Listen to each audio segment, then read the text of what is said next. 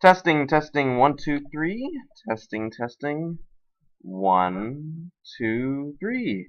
Hello, everyone. This is Nelson for GamesMatter. It's so great to be with you guys again today. And today I'm featuring a very special developer, very special game. Completely blew me away by how amazingly, unexpectedly awesome it is. Burnstar by Nerve Software. And today I'm here with Cody Heath and Roger. Let's just call him Moore. He's like James Bond in the background, just, doing stuff. Hey guys, say something that's not awkward to relieve the silence. Hey everybody. So how you guys doing today?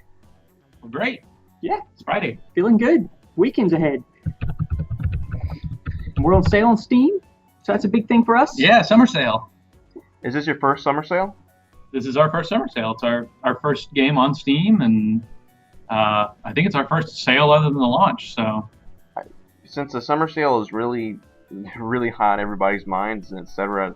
these days, that would be a great place to start. How did you guys get on Steam, and what is it like being on Steam and confronting sales? Is it a mixture of, hey, people are playing our game, and hey, they aren't paying much money for it? well, I don't think we mind that they are or aren't paying much money for it. It's I'll back up a little bit and say Steam is a pretty awesome platform for a developer overall. They offer a lot of cool stuff for both developers and game players, and we went through the greenlight process, and we've been kind of learning a lot as a studio about how to get a game on there and what's good to do and what's not so good to do, and it's been a great experience, and we're excited to have the game on Steam, and our goal now is to try and get it out there and get as many people playing it as we can. Nice. Wow. So, how long have you guys been working on Burnstar? So we started developing this version of Burnstar about 4 years ago. It's been a long development cycle. 2 years in, we sort of did a Kickstarter. That's when we actually went on the Steam greenlight at the same time. We got greenlit months later. It took a while. Greenlight process, as anyone knows who's doing indie dev, is a pretty slow process. But we eventually made it through. We got through on the greenlight.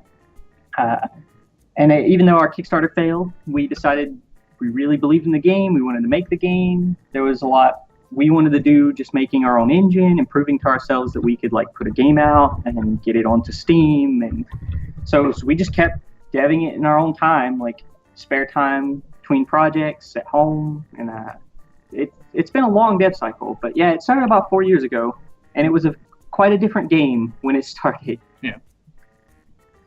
Wow. So, what was the original idea for Burnstar? Did you start with the name, it'd be awesome? Instead of Porn Star, we do Burnstar and make it like Bomberman. It actually started from an anime. I was watching an anime called Fooly Cooly, or FLCL as it's known, and there's one scene in that anime where one of the characters is playing a game about burning it's burning down a city or whatever. But I've always wanted to make a game about fire, and so I just started thinking about what sort of mechanics could we do there, and we wanted to keep it simple and tile based, and something really simple that we could prototype quickly at first.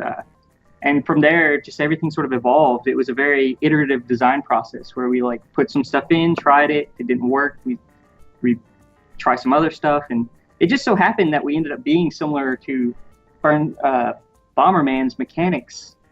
But that solely just came from the fact that having a plus sort of shape when your bomb goes off just worked really well. It wasn't that we were looking at Bomberman. It just sort of came about as that functioned really well for our game mechanics. Yeah, it's funny that before we released the game, I don't think we ever talked about Bomberman when we were developing Burnstar. Not because we have anything against it, or it never came up. In the original version of the game, the character ran around with basically a lighter. You didn't even have bombs at the start of the game. It was just you would set a single thing on fire, and it was that sort of the chain reaction that you see in the game where one thing lights something else on fire. That was like the sort of nexus of the game. That's where it all started, and everything else just kind of piled on top. Did you expect back then how long the development process would be? No. Probably not. I don't think anybody goes in, especially with a game like this, a tile-based puzzle game, and says we're going to take 4.5 years to make this thing. It just so happened that we're a professional. Our day jobs are professional game developers, and we kind of needed something to keep ourselves busy and keep our skills up when we're in between projects, and Burnstar was just a really good way to do that. And it's very different than what we make on a daily basis, which was really nice. Like change of pace. Yeah, when you do kind of AAA development all the time, it's nice to bite off something that's a little bit smaller and that you can really kind of have ownership of. Like, yeah, you can say this is mine. Right. Like I'm one of basically 2 programmers on this game, versus like the guy that wrote the tool that makes trees look pretty for a AAA game. Not to say that there's not anything noble about that, but it's nice to be able to say, I can look at about half the things in the game, maybe even a little more, and say, I did that. I programmed that, and it's a good feeling. That is pretty awesome. So I guess to start off with, how did you guys get into games? Was it like a childhood thing where it's like you saw the wizard and you were like, I love the power glove? Well, for me, I don't even know if we said our names at the beginning. I'm Cody. He announced us, okay. Yeah, but just so you know who's talking, that's Cody, and this right here, the guy talking right now, is Roger. So I got into games. When I was young, I just loved video games, but it was never a career opportunity. I didn't think of it as a career opportunity. I just played games and liked games. I was part of the mod community for Quake and Quake 2 and Quake 3 actually, and I would make maps for those. But at the time, I was simply a web developer. I did, web work, and that was my career. I was just a web designer. And one day, somebody out here at an old company called Ritual Entertainment, is gone now, but they saw my work online and were looking for, sort of entry-level positions to like have people do work, and so they offered me a job, and I flew all the way out to Texas and took a job, and that's been my career since. I've been lucky to stick around in it, and that was 13 years ago. So that's absolutely awesome. Yeah, for me, one of my earliest memories is of my Commodore 64 that my parents got me when I was 4 years old or something like that, and kind of writing basic programs and loading games off disks and all that kind of stuff. And I've been a gamer for most of my life, and I was always really interested in sort of what goes on behind the scenes and how they get made. And so, I did the normal kid thing. I graduated high school, went to college, got my CS degree, and the whole time I really wanted to make games, and just kind of ended up going to school here to kind of do that, and got picked up by Ritual as well. That's where I met Cody, and the rest is history. I love how you said the rest is history. So, how did you guys? So it was a lifelong thing for both of you. Yeah, pretty much. I mean, definitely I've been a gamer since I can remember, and I probably plan to stay one for as long as I can. I've seen tons of people come and go in the industry, and there are some people in the industry who really, surprisingly, don't even like playing that many games. But I think the core group that actually made Burnstar I would say, have been gamers for as long as I have known them, and probably as long as they could remember as well. Yeah, I mean, games are a huge part of my life, and I feel privileged to be able to make them as well as play them. Wow, awesome. So for both of you, was that initial job, was it difficult to get your foot in the door? For me, it was actually exceedingly scary.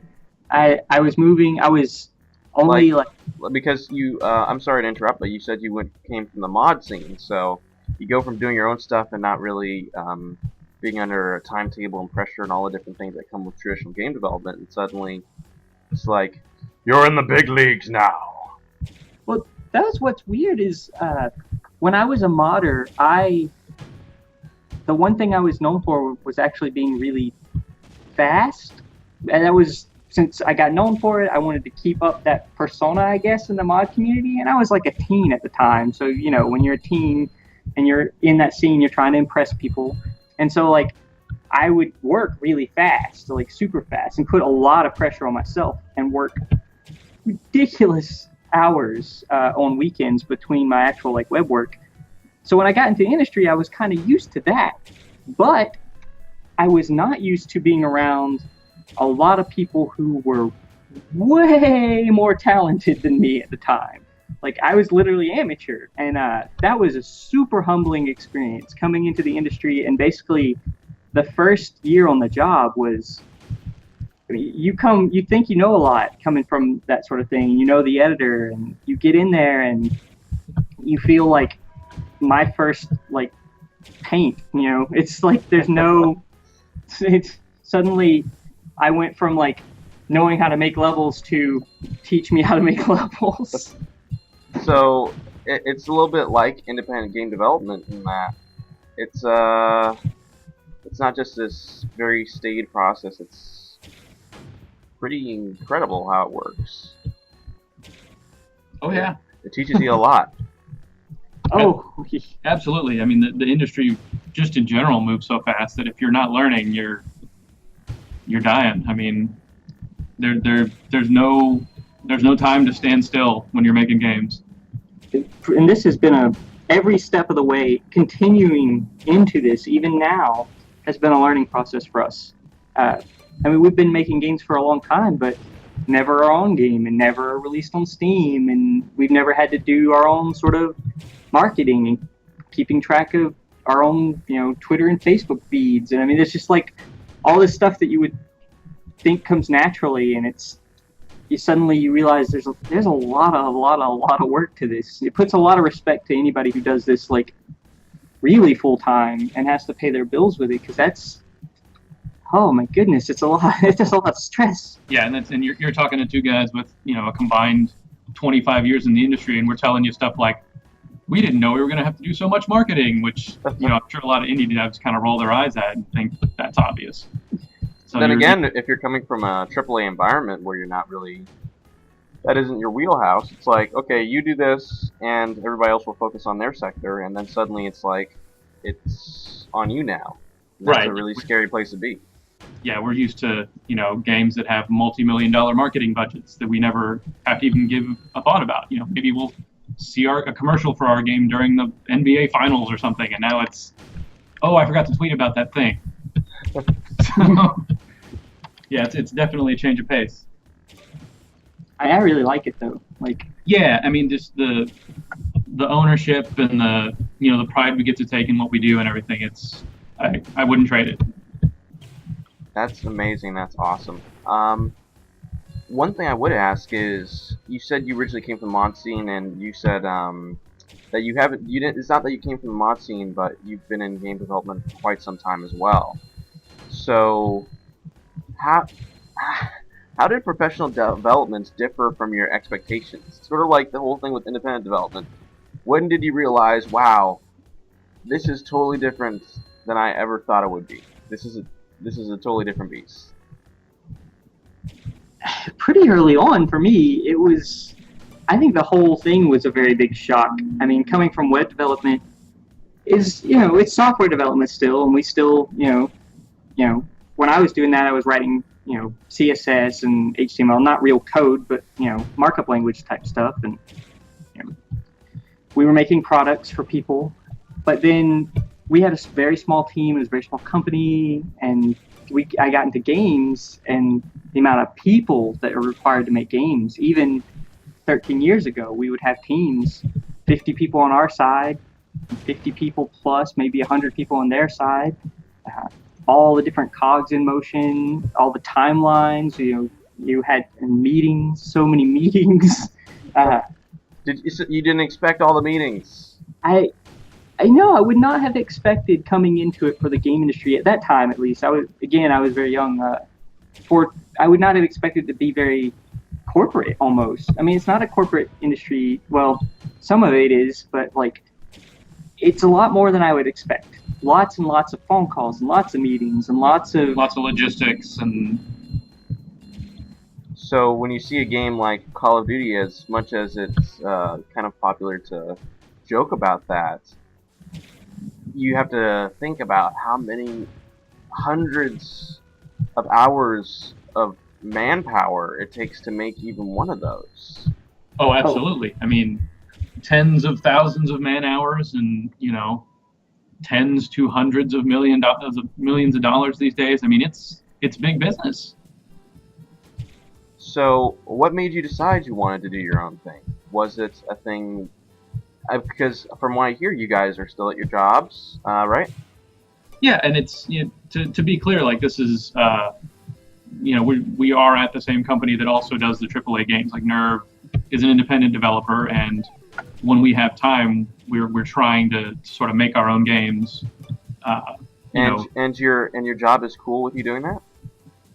Yeah, I mean, we need to be. It's important that the contracts that sort of pay the bills come first. There can't be any sort of conflict of interest there, but there is times when the studio is sort of in between contracts, and that's when that's the time we devote to stuff like Burnstar. Nice. My puzzling brain is starting to get confused and puzzled. These dang cannons.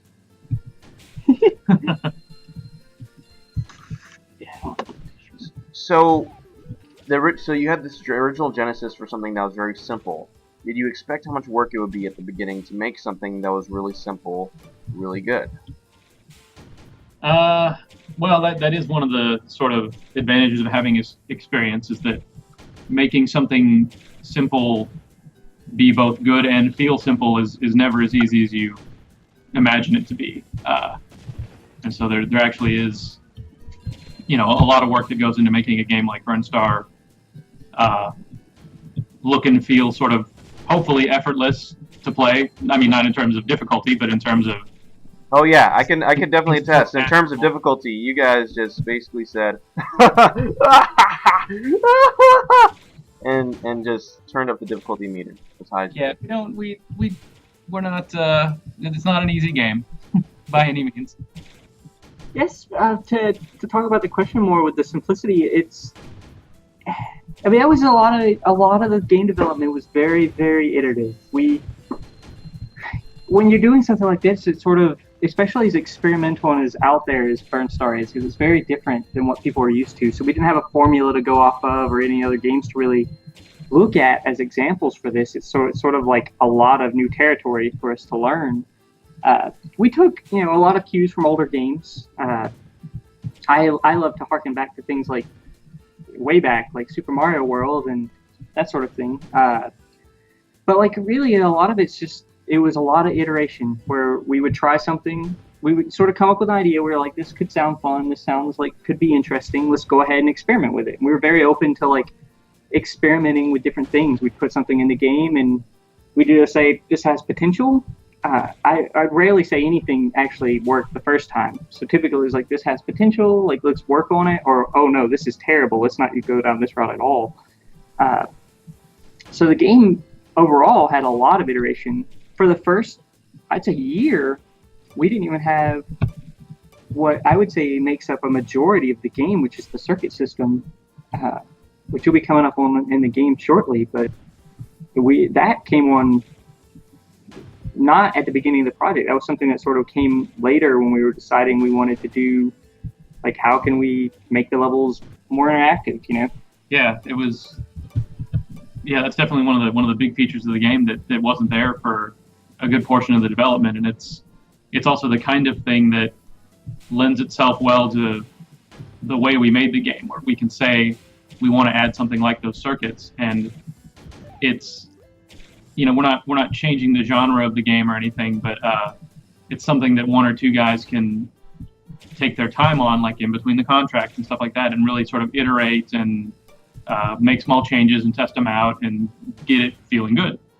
One thing I've actually heard from independent developers that really surprised me when I first, heard it. My speaker, my talker, my mouth does not work well today. But it really surprised me when I first heard about this from independent developers that sometimes not doing this full time is actually the best approach, because then you don't have to worry. Oh man, if I don't sell however many copies, I won't be able to eat.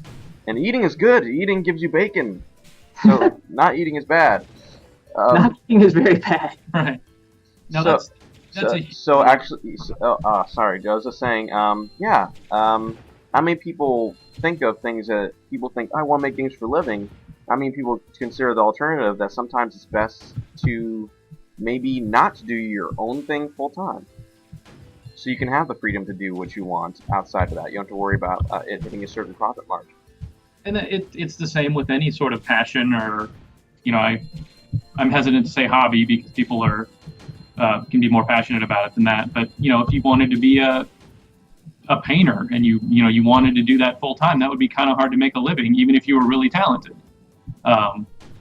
So the fact that we can make a game like Burnstar that we're really proud of and think is a really good game, and the fact that it doesn't have to sell 100,000 copies to pay the rent is kind of liberating. If we had to, if the independent games we made had to keep the roof over our head, I probably would have said, let's go get Unity and make a zombie survival game and just get it up on Steam as quick as early access. But we liked Burnstar, and we had the resources to take our time with it and really get it polished. I would say there's a lot of benefits to it, but there's also downsides to it. One of the downsides I would say is that it did take us 4 years to make the game, and those 4 years we weren't working on the game full time. In fact, there were periods where a good 6 months where not a single thing was touched on the game. Right. I would say nothing was touched on the game. So there was a long periods of time where we didn't work on the game, and since we had real work, it either got put back burner or we just couldn't get around to it. I'd say that's the downside to this sort of dev, is that you can't put out a game as often as maybe you'd like to. So right. We've been working on Burnstar for a long time. We like Burnstar, but it how many games could we have released if we were doing this full time? Exactly. How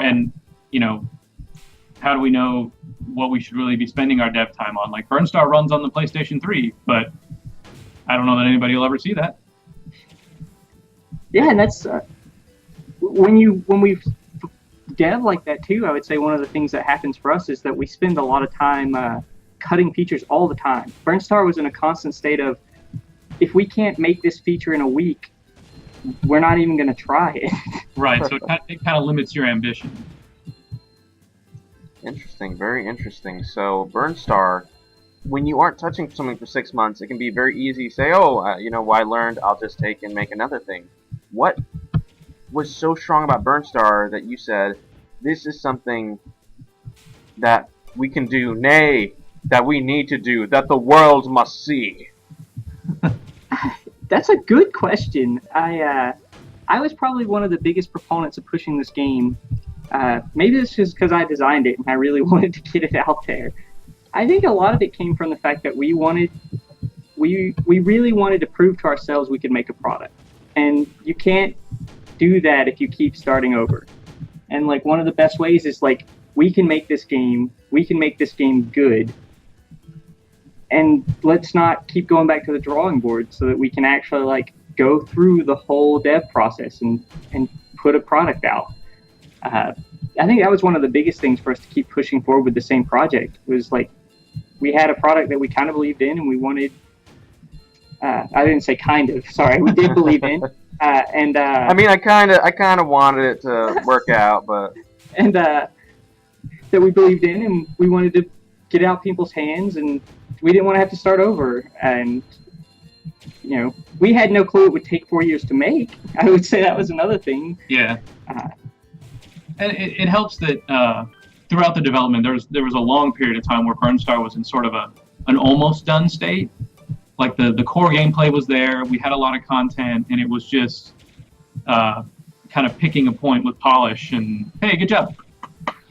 And saying that, it's ready to go and we can get it out the door. Interesting, very interesting. So, since you first started on Burnstar, the industry has changed a lot. Did that change the way that even you approach development in interims? So, for example, I don't think 4 years ago Twitch was in existence. Oh, 100%. I mean, the stuff you have to do today to get a game, just to make your game visible, is completely different. Not to mention that I'm not sure we would have been able to be on Steam 4 years ago. I mean, I don't think the greenlight process existed. As I said before, we were... Yes! I am deserving of a seat in Valhalla! Please continue. I mean, in just about every way possible, things were different 4 years ago that, contributes to... Wow. Sorry, we're a little behind on the feed, so we just saw you. Yeah, we just watched you squeak in there. It's awesome. So you were saying? Oh, just citing some specific examples like the green light process and the notion of Twitch and YouTube gamers and stuff being so prominent today versus when we started the development of Burnstar. Like, I wouldn't have believed myself if Time Machine me had come back and said, "Oh, you better make sure you get this into the hands of a bunch of Let's Players," because I would have said, "What's that?" Yeah, that is something really weird to consider, because game development is so changing. When you're working on something, and especially if you aren't working on it full time, it's very scary to consider that tomorrow the very landscape of the industry might be completely different. Yeah, it changes very rapidly, and the sort of things you have to do to be successful or even visible, it's hard to kind of stay on top of and know where the best place is to spend your time and resources. I'm going to go down a tangent real quick and say something that personally really surprised me. At first, whenever I completed a level, I was always behind this guy named Squibbins, which is actually the developer. And I always saw that he used a certain character, and so I was like, man, okay, I'm going to have to use that character. Thing is, when I asked him about it, turns out he picked the character at random. So here I am thinking, yes, it's working. Oh no, I just picked that at random. That kind of broke me a little bit. That's this is how I tested it. I've played this game so many times. And that's the thing, when you're so close to something, how do you keep perspective? Like 4 years, that's kind of a long time. Absolutely. It's a very long time. I would say it's actually, it's not something I think we focused on a lot. It was just sort of, the game was always evolving, so we were like, as we would make it, if somebody came up with a better idea or we wanted to change how something worked, we went away from it 6 months and we came back to it. While again we try to stick to something that we could change pretty quick, we had two amazing engineers and they could usually do a lot of stuff in that time period. So we would not be afraid to change what the face of the game was. And the levels, we had a few level designers make several of the levels, but in the end, I was the only designer for the last chunk of the game, and I redid a lot of the work for the levels and a lot of the flow and the pacing. That was, we came back to the game after it was a good several months where I hadn't touched it, and it was sort of, okay, let's redo the pacing and get it to feel really good, and let's make sure that the player has a better experience than what we had before. You do learn a lot over 4 years, and you go away from a game and come back to it, you're definitely going to see things that you want to change. You're like, oh, this isn't very good. I think the way we ended up developing the game actually sort of helped us keep perspective, in that we would go away for the 6 months or longer for a contract, and we really wouldn't be very hands-on. And so we would come back and pick up development of Burnstar, and like when you've had that 6 months to kind of take a break from it, you come back and you think, okay, these things are really good, and then what were we thinking when we did these other things? And you have to. One of the things we did a lot, actually a whole lot, was we'd have to re-justify every decision we made. So we'd have these meetings, or like I would say meetings, is standing behind someone's desk for us, where we would talk about a feature. Was it standing behind a desk threateningly? It was mostly like we were like, why did we make this decision again? And we'd have to remember it, and if we couldn't remember, we'd like, well, I guess we don't know, so we'll just change it, or like we can't justify why we'd keep it, or so at the time, you make a decision, and then you really steadfast to it, and you talk about it, but what you learn is like if you can't remember why you made that decision 6 months later, it probably wasn't very good, or didn't really make as big of impact as you thought it would. Right. So it was interesting. Our perspective on the game was basically just constantly, it was always new almost. It was always a fresh take on it. Yeah. And really almost nothing was sacred. If there was something that wasn't working, we weren't afraid to get rid of it and try something else. Ugh. So tense. These secret levels are some of the hardest in the game. They're rough. Yeah, at first I thought, oh, secret level, and I was like, oh, secret level, I hate you. Yeah. My feelings for secret levels changed very quickly. I would say the approach we had, at least when I was designing the secret levels, was very much, again, this goes back to Super Mario World, but Super Mario World had the super secret Star World, where it had the weird names like Funky and Mondo, and they were just weird levels that took elements from the game and combined them in very strange ways. And that's kind of the approach we took to the secret levels. I wanted to take regular levels and just twist them in ways that you would never see in the regular game. So the secret levels are always weird things that just won't exist in the regular game. They get much more so later when there's actually a lot more gameplay elements that we can mix and match. The early ones we didn't have a lot, just kind of saw blades. But we do introduce elements earlier in secret levels if you get to them earlier than in the main game. Mostly because we weren't afraid to do that. So yeah, if you're good enough to get into a secret level, then you're probably ready for the things we're going to show you. Yeah, and that's weird. How do you, over time, also being close to the game, it's very hard to decide difficulty curve. This should be about a medium-sized challenge, and nobody else but the team can beat it. That was a constant challenge, actually. For us, the beginning of the game was literally one of the last things we redid.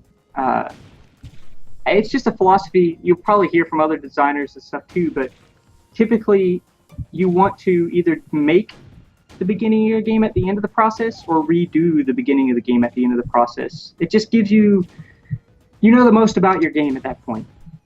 At the end of the game, at the end of the game's dev cycle, you'll know the most about your game, and all that knowledge is what you want to apply to people playing the game for the first time. And for us, the difficulty curve balancing came mostly from I would make a lot of, believe it or not, I love Excel spreadsheets and documents and sort of talk about. I would list out all the gameplay elements that we needed to introduce, and there's a lot of stuff the player has to learn in this game. Especially even the burning stuff is very different than anything they've ever seen. It's not something we can just sort of assume the player's going to understand. We have to teach you everything. But hopefully do it through a way that doesn't involve 3 hours of cutscenes. And right.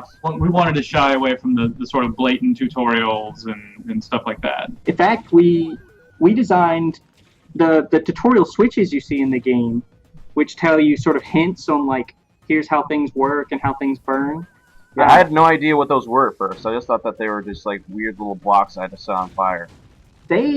Those came online probably they were one of the last features we put in the game. We had designed all the levels and stuff, and we just wanted an extra sort of, if players don't get it, here's how an unintrusive way of allowing the player to figure it out. You don't have to use them. We're not forced on you. You can learn without ever using those. And so it was sort of just a backup measure to hopefully, like, if you're stuck, maybe you'll walk on top of it, and it could help you. Oh dear gosh. Man, these levels with the block monsters are really scary. You said, well, scary and tense.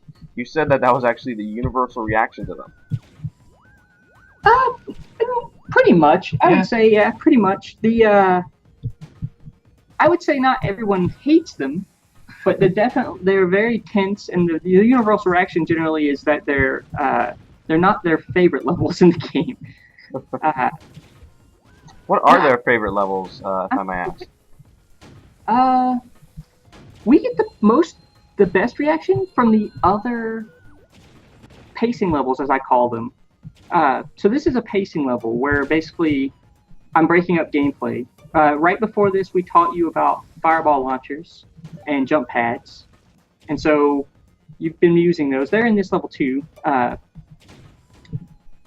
we wanted to sort of break up the pacing, so it's like, here's these block monsters again to sort of, like, you know, make you think a different way, or like break the tension, and could this probably increase the tension. But later in the game, instead of using block monsters like this, we have maps where it's huge grids of breakables, like massive ton of breakables.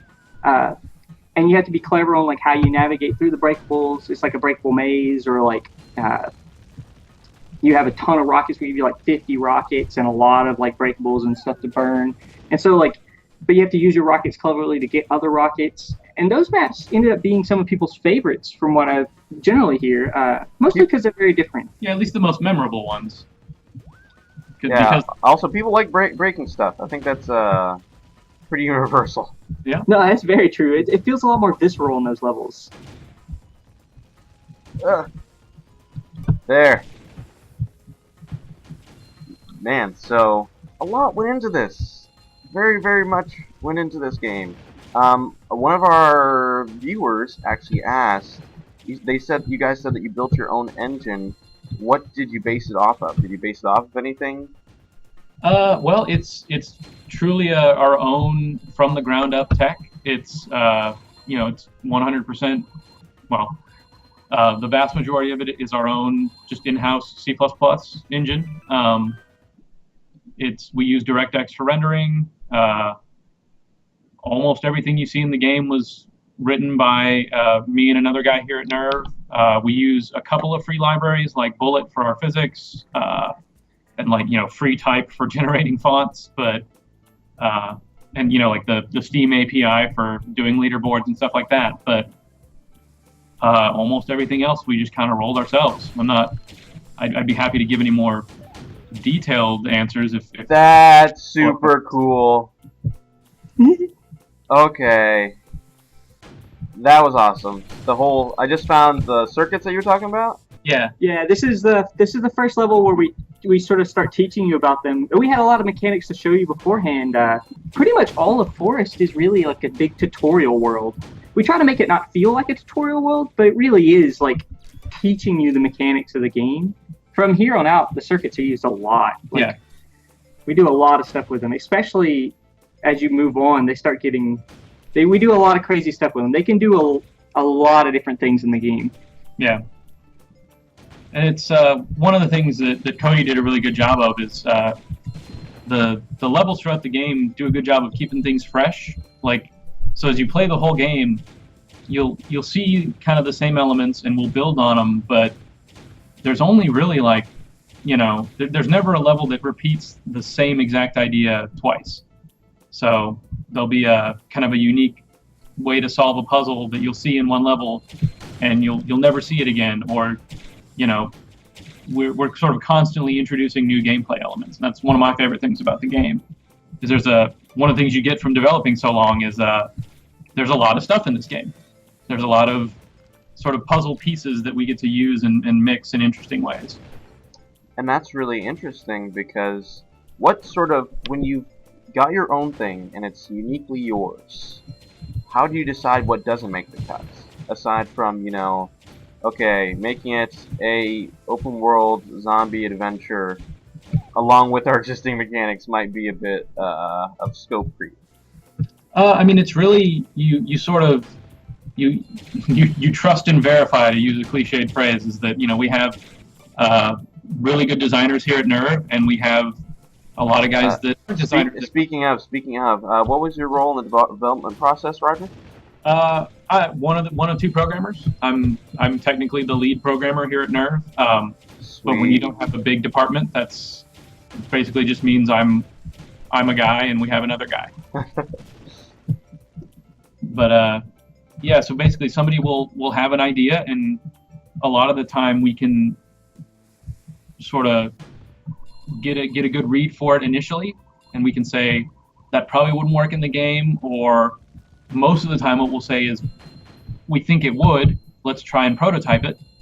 And since, you know, nobody's really going to get their feelings hurt, we'll try it out in the game, and if we can make it fun, then it goes in. If we can't, it gets cut. Yeah, I would say that's actually one of the strengths of being, for us at least, I would say, of being long-term actual AAA developers, is that when we approach the game as we're working on it, we can apply a lot of sort of what we've learned over the years from actual being in AAA. And so like a feature creep wasn't as big of a problem because we've seen that in the industry so long, we've experienced it. So it's sort of one of those, we already know how to deal with it. We didn't have to worry about it as much. And we, you know, you get a lot of people who are disciplined, and suddenly you don't have to worry about them making a suggestion that's really far out there, right? Because they know that's going to be impossible. Yeah, and at least here at Nerve, personality-wise, like everybody can kind of recognize if they have an idea that's, you know, maybe not a good fit for the game, and they're okay with that, and they're okay with kind of, you know, it's not their baby. I think everybody here that's worked on Burnstar has probably had an idea that's either not made it to prototyping or didn't make it out of prototyping because it just wouldn't fit, and that's okay. Are there multiple ways to solve levels, especially with the multiple characters, and how did you balance for that? Later on, there becomes some multiple ways to solve levels. There's in some of the earlier ones. Believe it or not, like it would be hard for me to answer completely truthfully if there are. I mean, most of the levels we built in a way to solve them one way. You know, we know at least one good way to solve them, but there are some clever solutions I've seen people come up with for some of the levels that could be solved more than one way. A lot of the levels are built to have one major solution, and you'll probably have to place your weapons or bombs in certain areas. But as we learned really late really, really late in the process, as of we had already shipped the game, we learned that certain characters can solve levels in ways we never thought was possible. Like, which we use in the sort of the bonus levels. But for instance, and that's what amazes me. I'm sorry to interrupt, but about the bonus levels, here you spent 4 years to design a game and you made it and you're happy with it, and that's the most addictive star sound in a game ever. Oh my gosh. But you do all that, and after all that time, you still have stuff you can add to it. That's amazing to me. Oh yeah, I mean, we have so many pieces that you can like put together to make something. So when we're making all the new puzzles, it's basically like a huge toolkit and lots of like, you know, pick out some parts from that toolkit and sort of like put them on the board and start moving them around and like trying to make puzzles. And it was challenging because it's sort of, for me, I was the only designer on the new bonus levels, and it was, as I'm making the levels, it's, as Roger mentioned earlier, I always want to make something that's new and different than you've experienced in the game. I don't want you doing the same thing over and over again. Our core mechanics stay similar. You have to burn these boxes in a certain order and stuff. But like how you interact with the environment and the different pieces and how things move around, especially as you get a lot of different moving parts, you want things to be different and fresh. And that's the challenging part when I was making the new content. It's like just making sure that like each puzzle was not only something you haven't done in a previous puzzle in that level or in that world, but also in the whole game. Like I'd make tons of extra content for the new map pack that got cut because I didn't think I thought you had already done it or was boring or and wasn't afraid to cut them. That's the other thing is like you can't get tied to your work when you're doing this. You make stuff and you have to be able to look at your own work and say this isn't good enough. I'm just gonna scrap it and start over. Which I was not afraid to do with levels. And these levels, believe it or not, some of them can take 8 hours to make or so, or longer. Like they're not. It takes a while to craft like a good puzzle, like a long while. Who did you playtest with or on? Me? No. Roger helped a lot. The core team, we would help. I actually got some help from like some family members, a couple of friends that I could like give builds to. We didn't have external testing. We were that's the downside of being a AAA studio as contract house is that we don't really have our own following. You know, we're not the big studio. We're just a contract house, so we don't have a group of people who already are like clamoring to play our games. So we didn't have a pool of those type of people to pick from. And we didn't have... No! And we couldn't really talk about this during development. That's the weirdest thing about Burnstar is that we, as AAA developers, we were really worried about stepping on, the big contract's toes. Like, Right. were we gonna, even if we weren't on contract, were we gonna damage our relationship with the big publishers by working on this game? And that was a scary concept. So, who have you contracted with? Who have you worked with in the past? I mean, you can go on our website and see games that we've shipped. One of the things we try and do is be sort of special forces. Like we don't, we try not to talk about contracts we're on currently or even necessarily in the past. Again, there's stuff that we've worked on our website. And you can go, on like my Moby Games page and see that my name's in the credits for Call of Duty and stuff like that. But it's one of the ways we're able to keep a good working relationship is that we don't, publishers trust that we won't leak information and stuff like that. So we try and be that's really cool. Tight-lipped about it as we can. Is for those who there are people who are working on a really cool thing and they don't want to, as you said, jack up their relationship with a publisher or screw up in some way. What was your recommendations for keeping a good working relationship with a publisher, with those you're doing contract work for? Because for most developers, the vast majority that I know, contract work is your bread and butter. You need that. It is. I mean, I would basically just say be a good person, and you kind of know what each publisher that you're working with kind of expects out of a company that's contracting, and you try and respect their sort of boundaries and especially for things like publicity and it's kind of hard to be more detailed than that. I mean, it's mostly common sense stuff. Yeah, make sure you're Don't be a jerk. Yeah, don't be a jerk. Make sure you're doing your contract work on time for them. No problems. You don't want any competition there. Right. They come first. It always makes for us. It makes one of the things that was interesting about Burnstar is it's completely non-competitive with our publishers and their works. So like, right. For our standpoint, like we didn't have to worry about like competing with them on any level with for like, we didn't have to worry about them coming to sue us because we were making a game too similar to what they were working on. But I mean, this is so close to Call of Duty, man. it's very similar. Same thing. There's lots of fire. I'm pretty sure there's going to be a villain at some point who's going to tell me about war never changes. I'm thinking about a different franchise now. I think everybody said that at this point. Every AAA franchise probably has that line in one of the games. Man.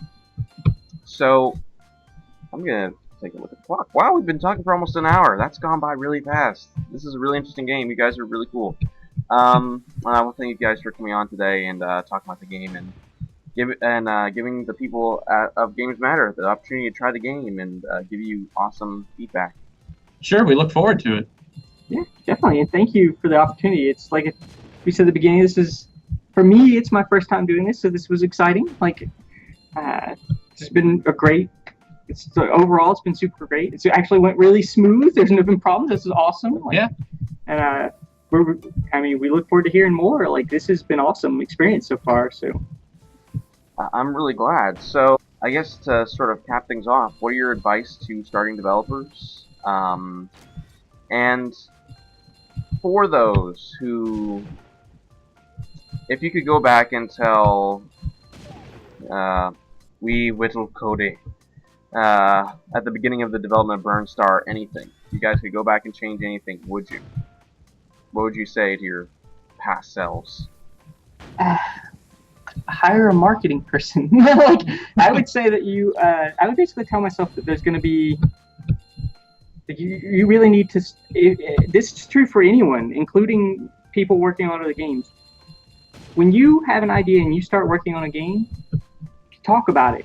Go online. The field is, you want to go out there, you want to talk about your game. You want people interested and excited about your game years before it ships. You want people ready to buy and play your game when it comes out. You want to make sure you have an audience. Like, you want to get that sort of like people involved with the game. Not only because, you know, they're going to feel more invested in the game when it comes out, but this just really helps, and you'll have a core group of testers to work with. I mean, it's going to be super beneficial. I would tell myself that. I would go back and say, start working on getting people interested in this game and talking about this game now, like week one. Yeah, it's really, these days, if you're an indie developer, it's 50% of your energy should be spent on making the game, and 50% should be spent on marketing it. It's or 100% on both if you want to be if you want to think of it like that. So Screenshot Saturday and all that stuff, that really matters. Everything you can. Go to conferences or you know, trade shows. Yeah. Screenshot Saturday, like Soundtrack Sundays. Yeah. Network with local people. And you know, form relationships online on Twitter. Is Tinder a good marketing / relationship building tool? I will swipe whatever way people want me to if they will check out Burnstar. Oh man, I just passed to silver. So close. How did you determine the because that is also a measure of difficulty. How did you determine like what should be silver, what should be gold? So my method there is how do you avoid narcissism? Like, okay, let's just call gold Cody. Let's call it Roger. I could do that. That's an easy code change. I'd be interested to see that. For the naming, it was, you know, we just tried to stick to something that was familiar with people. There's too much already different in this game to be too different across everything. For the actual times themselves, it was literally, I played the game with no abilities. I wouldn't use any special abilities from the characters. And I would just try and beat the level as fast as I could. And then whatever time that was, I added 15 seconds to, and that was gold. And then I added 15 seconds, and that was silver, and 15 seconds, that was bronze. So anytime you see in the game, I can do it 15 seconds faster. Anything you can do, I can do better. I'm really hoping. I come from a competitive background. Like, I used to play competitive Quake back in the day, so I'm really hoping to see like speedrunners pick up on this and do some really cool stuff. I want to see people destroy the times. I know they can. I know it's out there. There are people that are amazing at this. I just want to see that. Like, as a dev, I enjoy seeing people have fun with my product. I really want to see like people figure that stuff out. I think that would be awesome. Yes! Exactly like that. Awesome. So YouTube and Twitch has really helped in that. Even if people actually play your game or find your game, even though it's great, you can actually, if you go to YouTube and Twitch, you can actually see people's reactions to it in real time and see that people like it. I did a good thing. That has been amazing. It's actually been absolutely amazing as a developer. Watch. I mean, I came from the mod community. I loved making maps where people could, like, I would put them out there and I'd get the feedback from the community. But like being able to see it real time, it's awesome. It's just awesome. Yeah, and as great as it would be to sell many copies of Burnstar and be financially successful and everything, it's really watching the guys on YouTube, the Let's Players, like play our game start to finish and have a good time, and like do weird kind of low budget Burnstar cosplay and stuff. That like that's what makes me happy. Is that I know that something I did is making other people happy. Exactly.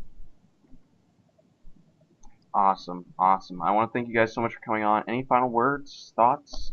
Sir, download it. Go on Steam. It's on sale. There's lots of stuff. It's really good. That's the most succinct and bestest final words I could think of. Oh, and the DLC. Oh, the soundtrack was only 99 cents. The soundtrack was really good. Thanks. We'll tell our sound guy. He'd be very happy to hear you say that. Yeah, I was like, I'll just use this as a last anecdote.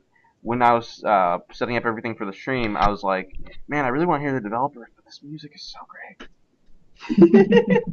That's awesome. Yep, this has been Nelson, Cody, and Roger of Nerve Software. I'm not with Nerve Software. I can be, but I'm not right now. So thanks so much, guys, for watching. Take care, and remember, games